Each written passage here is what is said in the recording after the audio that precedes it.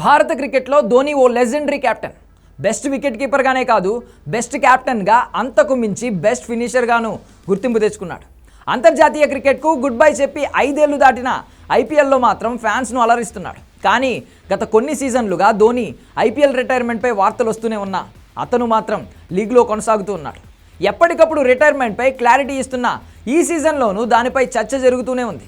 మునుపటిలా బ్యాటింగ్ చేయలేకపోతూ ఉండడంతో ధోని వీడ్కోలు టైం వచ్చిందంటూ పలువురు వ్యాఖ్యానిస్తున్నారు.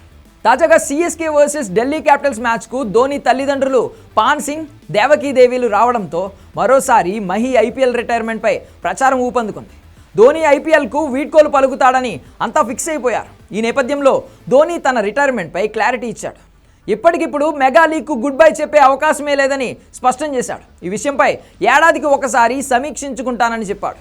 ప్రస్తుతం నాకు 43 సంవత్సరాలని, లీగ్లో కొనసాగాలా వద్దా అన్నది నిర్ణయించుకోవడానికి తనకు ఇంకా 10 నెలల సమయం ఉందన్నాడు. తన రిటైర్మెంట్ను నిర్ణయించేది తాను కాదని తన శరీరమే చెప్పాలన్నాడు. సీజన్కు ముందు శరీరం సహకరిస్తుందనిపిస్తే ఆడుతానని, లేదంటే ఆపేస్తానని చెప్పాడు.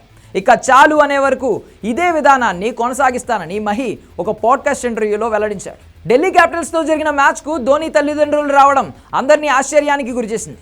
మహి నిజంగానే ఐపీఎల్కు రిటైర్మెంట్ ఇచ్చేస్తున్నాడా ఏంటి అని అందరూ చర్చించుకోవడం ప్రారంభించారు. ధోని రిటైర్మెంట్ హ్యాష్ట్యాగ్ కూడా బాగా ట్రెండ్ అయింది. ఈ నేపథ్యంలో తన ఐపీఎల్ రిటైర్మెంట్ ప్రచారంపై మహి స్పష్టత ఇవ్వడంతో ఫ్యాన్స్ రిలాక్స్ అయ్యారు.